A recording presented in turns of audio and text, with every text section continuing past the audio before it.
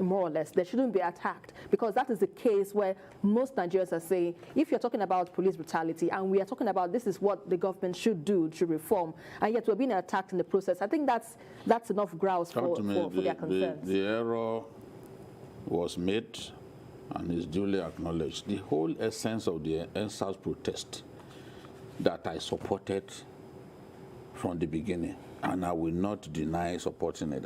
I've never said I regretted it.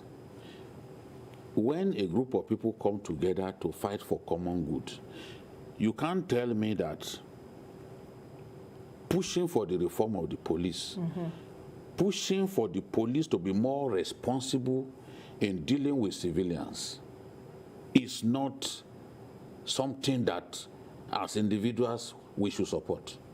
I supported it. Is for common good. That was the idea. Yes, some people hijacked it and the whole thing became messy. But it does not detract from the goal, the message, from the essence. And I keep talking about the president and the vice president. I see videos of the president saying that, look, the protest against police brutality was justified. The vice president said the same thing. And the president said, we have heard your protests loud and clear. None of these Nigerian leaders said NSAS protest was wrong. The point of departure was when it got violent and people were freeing prisoners, people were killing policemen. That was the point when people now said, enough is enough. But if the idea was simply to fight, in fact, remember some videos of NSAS protesters even giving policemen soft drinks and all that in Abuja. Some of their demands had to do with better remuneration for the police. Yes, and the government, for the first time, this government said, okay, we are setting up a panel to reform the police. It was because the government felt that what they were agitating for was right. Our friend, the late Innocent of Clean Foundation. Oh, okay. Yes. Chukuma. Chukuma. You know, it was part of that panel. And we were looking forward to the sources. But along the line, there was, people who had nothing to do with NSAS protest in the beginning. They hijacked it, and then we had all of what we had. But if people will come together to say, look, let's have a police that respects the civil populace, it's a good idea. It's a good idea. Even within the police, a lot of them were full of remorse about the irresponsible behavior of some of their colleagues. It may not be rampant in the far north states, and you can see that even for a lot of the people over there, they didn't see any need for this protest. But on the streets of Lagos, on the streets of the southeast, police brutality was almost a daily affair. So it was right to do it. Now, the lesson from this is, in future, we should trust the police to handle these matters better than the army. No one should invite the army over a protest. The lessons by now must have been learned. Don't bring the army for any reason, because they are not trained to control protesters. They are trained to kill. Their job is to go and kill Boko Haram elements and bandits. But to bring them to confront protesters is not right.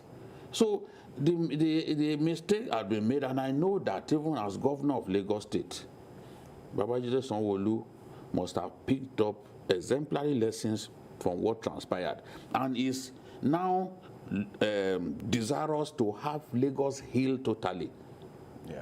Over this. So we should not, when people focus too much on what happened at Lekki, I get really disappointed.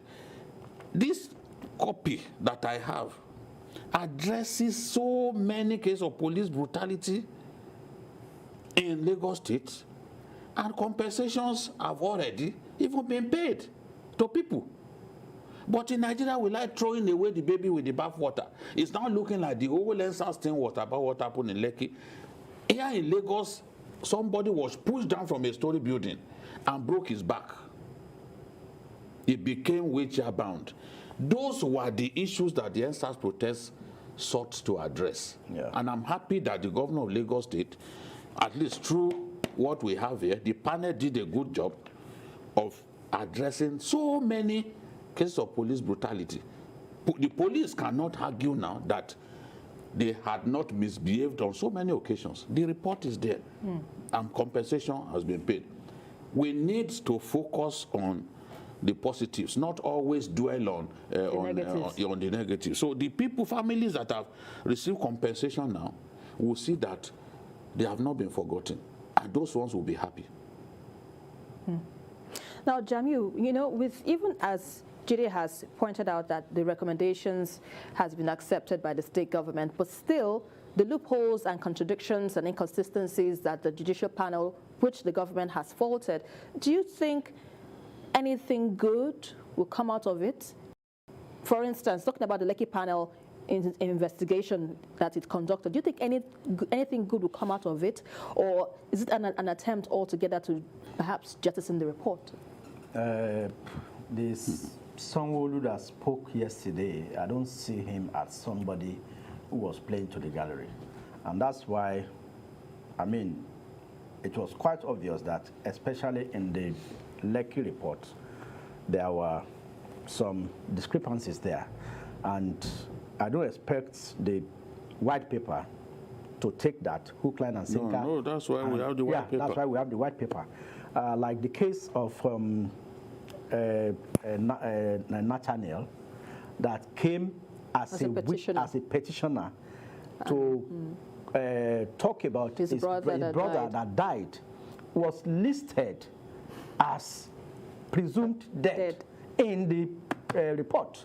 There's no way the white paper will adopt that. No. So these are some of the things. And you don't write the name of somebody as XYZ without a surname and say presumed dead.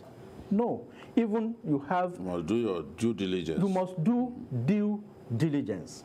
You can't put in a report as crucial as this, you can't put presumed dead. You can't assume that someone... No, you cannot. You know, the good thing, sorry to quote, the good thing, a lot of Nigerians need to know many things. Right. By the Tribunal of Inquiry Act, once they've done this kind of job, there has to be a white paper. Yeah. A committee will be set up to draft the white paper. It is the content of the white paper that will then be implemented. Yeah. Good.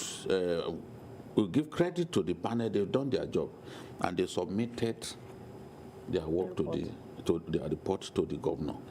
The governor has constituted a panel by law. Yeah. This is what. Remember what happened with Unilag? Yeah. After the panel came up with his report, a white panel committee was then set up. That's the way it's done. Whatever mistakes were in the original report, that is water under the bridge. And this is what the white paper has now come to address. So what we'll be talking about now is the content of the white paper, because this is the one with finality. Yeah. By law. That's what the Tribunal of Inquiry Act says. And from the summary, like I said earlier, from the summary, 32 recommendations, only one was rejected. That's fair enough. I think it's fair enough. Only one was rejected. 11 recommendations were accepted. 6 were accepted with modifications, like saying that the Lekki toll gate should be named NSAS toll gate. I mean, the Lagos State government wants to look at that. Then they want, the panel recommended that October 20, there should be an NSAS day or something. I mean, you do expect the government to take those ones, hook, line, and sinker. The NSAS protest is not about Lekki toll gate. No, it's not. It's not. And we should also know that there is something we call rules of engagement. The moment a curfew goes out, then certain things will kick in automatically. The governor can't sit down and declare a curfew on his own. The governor of a state is the chief security officer who sits with the director of the DSS, DMI, the police, Navy, the brigade commanders in Lagos. I mean, all of them. To jointly protect the states. To jointly protect. So they have reviewed the procedures up till that stage, and they advised him, Mr. Governor, the next thing you do now is declare a curfew. And the moment a curfew is declared, a minute after that, some structures will kick in automatically, it shows that policemen are no longer able to control activities. It's like something close to the state of emergency. Anarchy. And anarchy. Right. So that's what happened. Right. And it's unfortunate that what happened in Lekki happened, and I think we have all learned our lessons. The governor's moves have been rejected by some of these young boys and girls. But as an elder, he should still continue to push for true rapprochement. Right. We need it. Lagos needs to heal totally. Lagos is too crucial in our country for us to have endless violent combustion. So the governor is doing the right thing. People criticizing, why did he allow people like Ebun to be... You see, if he also didn't allow such people, you will say no. Yeah. He had a mission to be for a report that will be one-sided. You cannot blame a man for trying to be objective, you know. So this is the thing. He should continue to show leadership and continue to reach out to these young people. Ultimately, his goal will be achieved. They are turning down his offer, but... To leave it on this discussion on this matter, let's quickly go on a very quick break. You're still on to Journalist Hangout. More discussions after this.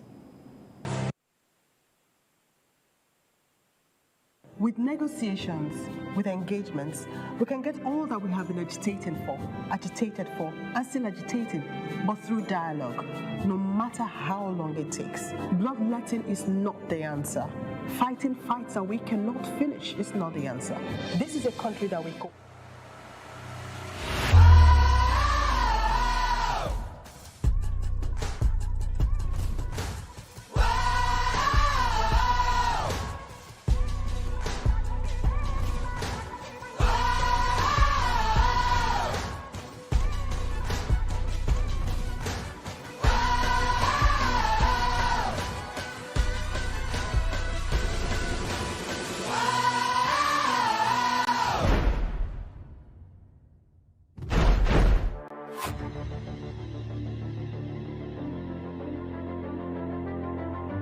TVC Communications, we're all about our audience. Millions of viewers, listeners, and readers every day all around Nigeria. Our 2 TV stations are among the most watched in Nigeria. TVC News is our award-winning 24-hour national and international news channel headquartered here in Lagos, broadcasting live from our custom-built, state-of-the-art news headquarters. TVC, the top-rated family entertainment channel, is the place for fun, music, and information. With our breakfast show, Wake Up Nigeria, the all-female chat show, Your View, the best soaps and dramas from Nolly, Bolly, and Hollywood, music and entertainment blast, courtesy eSplash, and of course, award-winning news and current affairs. It is all here. With news bureau and studios around the country and the ability to go live anywhere, anytime, we are first for breaking news in Nigeria. Awarded the NMMA TV Station of the Year, TVC News is the station of choice for news that is first, accurate, balanced, and reliable. Have with us in the studio Adewale Adeoye. Well, to catch a flight, apologies there. That's why he left. So Adewale Adeoye is here in the studio with us. Good to have you on Journalist Hangout. So yes, let's continue. Like a thief in the dead of the night, the new Omicron variant of COVID-19 has landed on our shores. Now, the news has jolted Nigeria into another frenzy of fear and action. Now, after confirming 3 Omicron cases in the country from South Africa, the federal government has reviewed its travel protocol, imposing an extra PCR test on travelers. Meanwhile, Canada has banned travelers from Egypt, Nigeria and Malawi over fears of the spread of Omicron variant of COVID-19. Babajide, now, we understand from, according to the NCDC, 3 cases of Omicron variant have already been detected in Nigeria. Now, there are concerns of community spread. Now, how can we quickly nip this in the bud, especially as very few percent of our population has been vaccinated? It's a very dangerous variant of COVID-19, more dangerous than the previous strains of the disease. And the most paralyzing reality about it is the fact that scientists have discovered that this one is likely to overpower the vaccine. So that you have been vaccinated does not mean that you cannot go down the to this Omicron variant. So that is why countries that had already opened up, countries that were already back in business, they can't now say, in the interest of global brotherhood, simply fling their doors open to people from countries that have plenty cases of this COVID-19 variant. Yes, there has not been more than 250 cases globally, but every move starts with a step. Since this thing kicked in South Africa, 77 cases have been reported from South Africa. So you do not blame the Canadians who do not want Nigeria, because they are now aware. They are aware now that this thing has entered our country, and a lot of those countries, a lot of them think that we do not put in place the necessary structures to protect our people. So they will think that whoever is coming from Malawi, coming from Nigeria, coming from Egypt, they are not sure those people won't come with the infection. That is why they are being very, very careful. If you look at looking at countries with different cases, South Africa 77, Australia 7 cases, Austria just 1, Israel 4, Canada already has 6 cases, then Brazil 2, Denmark 4, Botswana 19. You can see anyone coming from Botswana, they will be worried about it. Portugal 13. So countries, and the UK 22 cases. So these countries are just being careful. And if Nigeria is saying, okay, we're introducing an extra PCR test, we have to be very serious. The governor of Lagos was complaining the other day that people were refusing to quarantine. They will even drop fake names, fake phone numbers, so that you can't trace them. There are travelers coming to our country and putting the lives of our people in jeopardy. So this is the thing. We have to be extra careful. I go around now and see clearly that it looks to us like the worst is over. But if we are complacent, if we do not take the right steps and move quickly, because right now we said we are going to have the vaccine initiative, which means that in Nigeria we can begin to produce our own vaccines. What are we doing about that? Because countries of the world now, Europe and America, they are now considering a third jab for everyone, because they've seen that despite all of this, yes, that yes. So we have to, as I said some time ago, they gave us this vaccine more like a fast food. The world was desperate to return to business. tired of shutdown. And then we did not give ourselves enough time. Now we have seen that the virus is actually, people are getting infected despite being vaccinated, despite having 2 jabs. So they are considering a 3rd jab. So now countries that are considering a 3rd jab, they are the same countries that we are relying on to donate vaccines to us. We are relying on donors. How much longer can we continue to rely on something? We too should begin to think of even manufacturing these vaccines on our own. No, Adewale, point taken there from the part of Babajide, but according to the Presidential Steering Committee, slow and delayed vaccination rollout, it says, in low and middle income countries has left many vulnerable to the COVID-19 variant. Now, isn't this the time for countries, or for us in this part of the continent, to think about homegrown solutions, seeing the challenge that we have in terms of getting these vaccines as at when due, as against depending solely for these vaccines to come at our doors? I think Nigeria did not prepare, for this disease. Our medical infrastructure, was not able to handle it. And we are dependent on foreign nations for so many things, for healthcare especially. So it's not surprising that we are not able to respond, in terms of meeting public expectations. But don't also forget that since last year, we must admit there have been some improvements in Nigeria compared with what we had by this time last year. In terms of how many people have been vaccinated, now we are talking of about 6.5 million people that at least have had the 1st jab. Then those that have had at least 2 jabs, we are talking about 3.5 million people.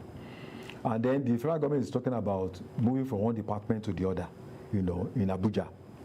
But when you compare that with the population of the country, we still have a long way to go. Compared with other countries that have achieved 60% vaccination. And also in terms of our response at the entry points, most of the time we talk about vaccination of people coming through the air. But people coming to the country either through land, through sea, and through the air. A lot of people come in who are foreigners through the land border. And not necessarily Africans. From Europe, they go to Ghana, from there they have a reason to come to Nigeria, and they just come through the road or through the sea. So as long as we have porous borders, as long as we also have some elements of corruption, because even the authorities are talking about fake certificates, people who want to travel, they obtain fake certificates and all sort of things. So we are still going to have a very huge problem on our hands. And I think this is the right time to begin to talk about having homegrown solution. People are talking about vaccine nationalism. There are people who are producing vaccines in their country as a form of pride. And we have spoken about Delta variant. We are talking about this other one. We don't know what we are going to have in the next few months ahead. So it means that COVID-19 may not go so quickly. Very quickly. So we need to think, we need to be creative. And that's why we have universities that should be of world standard.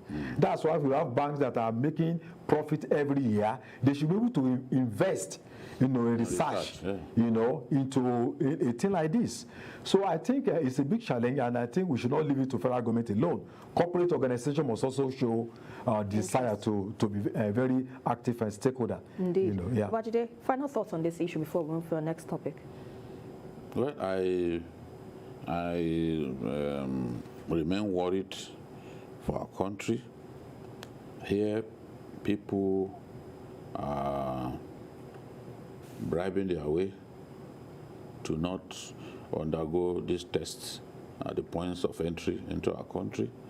We also saw how the governor of Lagos State was lamenting the other day. We are so wide open to all comers. Through the land borders, we are victims of smuggling of even illicit arms, smuggling of illicit drugs, and now people are coming into our country, refusing to vaccinate or simply bribing their way to avoid going through all the safety protocols that government has put in place to protect you and I, we are still behaving like this thing is gone completely. But if you are in America, for example, where they've had 48.1 million cases and 778,550 deaths, you will appreciate that this is something that we cannot take lightly. Or if you are in India, where they've had 34.6 million cases and 469,267 deaths. Or if you are in Brazil, where they've had 22.1 million cases and 615,305 deaths. It is the highest rate of fatality that you can see anywhere in the world, because 22.1 million cases and 615,305 deaths. South Africa, 2.97 million cases, 89,864 deaths. And the South Africans come into our country at will. In fact, somebody looked at the president of South Africa, you know, when our president received him, and they were saying, I hope his people, because he will come with a large crowd, that he hoped that his people were quarantined, simply locked up somewhere so that they don't infect the first family. So these steps, we need to take steps. Seriously. I'm happy that at least we are taking steps to protect ourselves. If the World Health Organization can describe this variant as a variant of concern, then everyone must realize that we have to be very careful. Indeed, and we can't afford to go back to the first quarter of 2020 when no one was sure what will happen next. As we are talking now, the price of crude oil has gone down in response to the Omicron variant. Omicron concerns about this Omicron variant of the virus. So we just need to keep taking steps to protect our people. All right, and that's a fine place to leave it. Well, let's move on quickly to our next issue of discussion. To thrive in this ever-developing world, there is the need to consistently have improved education. Well, in line with what holds in the global arena to ensure Africa isn't left behind, experts are calling for a paradigm shift in the continent's education policies to meet the challenges of the 21st century. Well, this was a major discourse at the 19th convocation ceremony of Igbinedion University, Okada in Edo State, where former Osun State Governor Bisi Akonde was conferred with an honorary doctorate in political science. Let's share the story with you.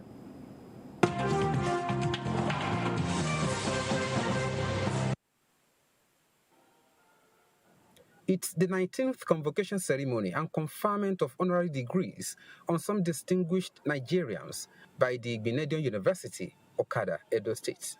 In a lecture titled Higher Education and Career Advancement Opportunities in the 21st Century Revolution, Professor Sarah Agbo urged government to form synergy with the private sector to address the problem of unemployment. She calls for increased investments in quality education, science and technology, as well as youth development and empowerment. In the 21st century revolution, positive action requires a new orientation, away from a complacent and laissez-faire attitude. It goes beyond rhetoric. It goes beyond promises. It requires action for curriculum review, infrastructure, ownership that speaks to national reconstruction and inspire the youth to be engaged in these processes through creating... A former governor of Osun State, Chief Adebisi Akonde, was conferred with honorary doctorate degree. He described the emergence of the private university and others in Nigeria as a blessing to the country. I cannot agree less that Sir Chief Igbinedion is the true son of Africa. His vision and drive in establishing the first private university in Nigeria represent an enduring legacy. State government must commend our own Esama of Benin Kingdom, Chief Gabriel Igbenedion, who has brought honor and glory to Edo State and indeed Nigeria as a founding father of private education institute in Nigeria. A former governor of Edo State, Lucky Igbenedion, described Chief Bisi Akande as a politician of note. Today, for the award, went through due diligence and satisfied all parameters specified for the conferment of honorary degrees of Igbenedion University. By this recognition, you are joining a long list of distinguished honorary IUO graduates, men and women of high distinction and integrity, whose contributions to national development remain indelible. Governor Adegboye Gaitola, his counterpart from Ekiti, Kayode Fayemi, and other dignitaries attended the event to honor Chief Bisi Akande. Rafiu Hamid, TVC News.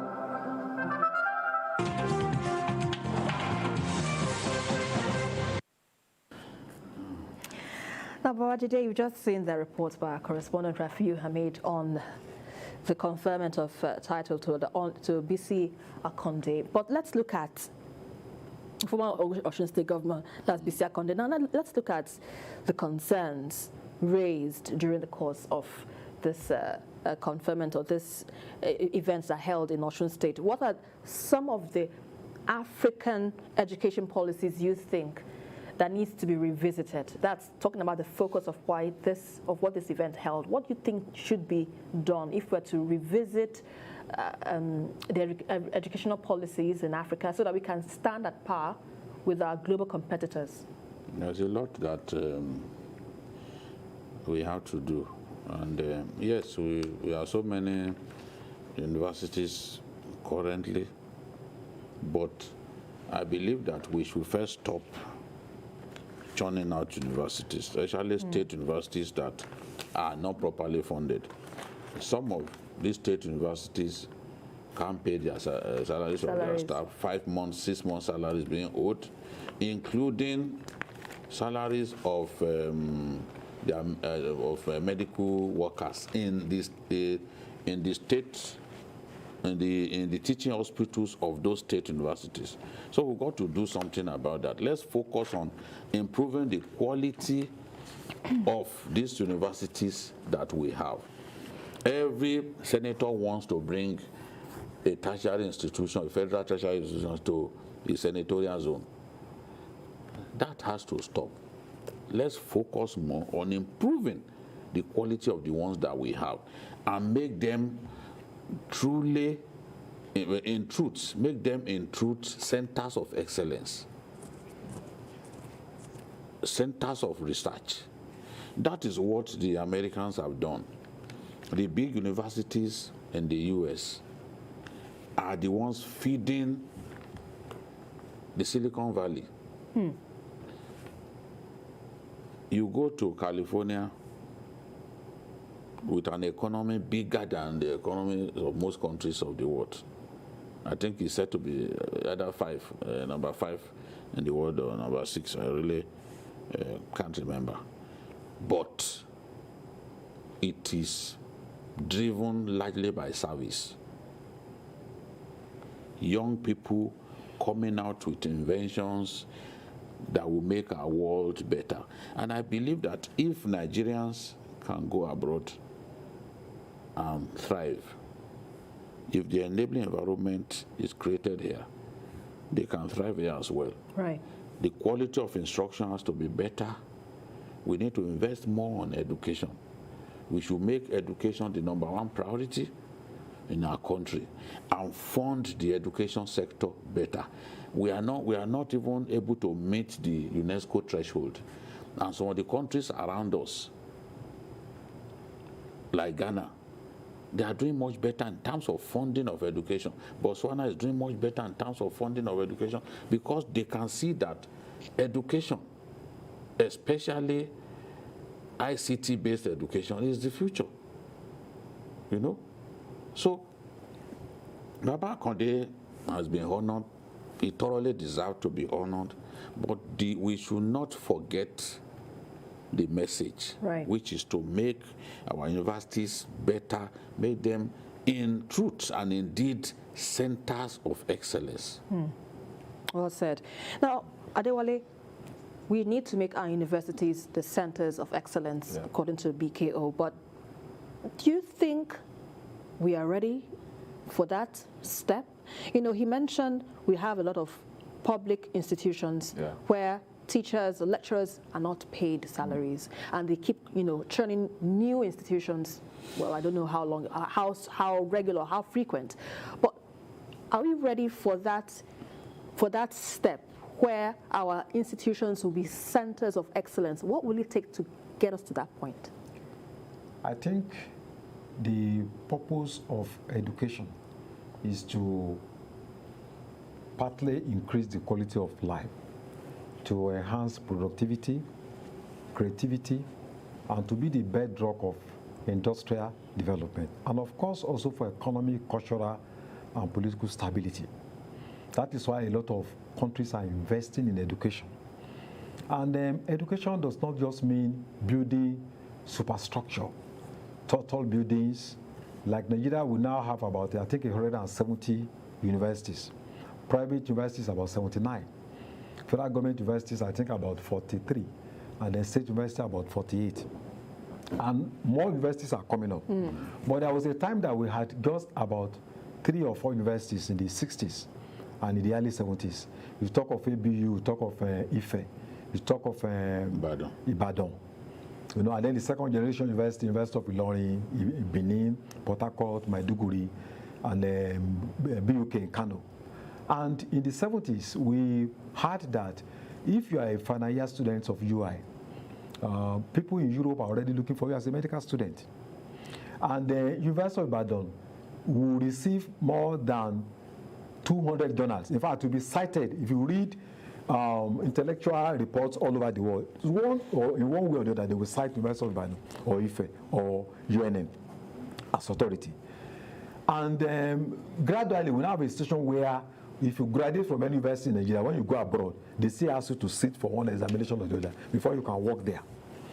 And then we now discover that the best students, when somebody makes first class, maybe in UI or IFE or private university, the next thing is that it goes abroad. So their talent is taken away from the country. In fact, they don't actually want to stay in this country. So I think, like Babagidi said, we need to invest in education. Then we must let education meet our needs. Right. We must understand what Nigeria needs. I think we are talking about industrial development now. Technical education, I think we need to focus on technical education so that we can, you know, we can jig our industrial base. And then one major problem we have is the lack of career counseling. Or like in those days, most students just go into the academic field, just pick a course, probably because of the name. I was a victim. I was in science class because I felt, you know, if a brilliant student must be, and I didn't perform very well. I had to go back to art after my secondary school. I started going reading this and all that, and then sat for JAMB again. You know, so there is no career counseling. If you go to many secondary schools, people just speak, oh, I want to be electrical electronics, I want to be geophysicist. They don't know the meaning. And that's why you see a lot of people applying for the course that they really want to go for, but they don't get it at the end of the day. Right. So there must also be a link between our educational system and our corporate world. Our banks, with the profit they are declaring every year, they should be able to fund the research. When you go abroad, when university develops certain things, they give to the industrial world, and then they turn them into mass production and sell, you know, to the public. So there should be a kind of link between the universities and the corporate world. So we need a lot to do. Leave it. And I hope you understand this problem. Absolutely. To be able to. Let's have your final thoughts on this, especially as the former Osho State Governor, Bisi Akonde, was conferred with an honorary doctorate. Final thoughts. Yes, we see people bag honorary doctorates after paying some money. But you know, this old man has been there like a colossus, thoroughly respected, full of integrity, and he's one of the few people that the president can trust his counsel any day. So you see that the president wants him around him. He sends for him when he needs advice, because this is a man that has paid his dues. You know, he led the APC and he led the APC very well, and he's still enjoying his old age. Look at the caliber of people who traveled to witness the honor given to him. That should tell you how much they respect him and how much they value him. He's never been tainted. No one will say, Baba Konde soiled his name in this particular messy affair. No. His sense of contentment is extraordinary. In today's Nigeria, he's one of the few people that people truly respect because of their track record. And that's a fine place to leave it, gentlemen. Thank you very much for your insights on the show today. Thanks. Bajide Kolade Otitoju as usual. And thank you very much, Adewale Adeoye, for your insights on the show. And that's about it on Journalist Hangout. Join us again tomorrow for another episode. You can watch a repeat broadcast of it tonight at 11. And don't forget to join us on Sunday from 1:30 to 3:30 p.m. We are also on YouTube at youtube.com/TVC News Nigeria. I am Esther Mapariola. Bye for now, and God bless Nigeria.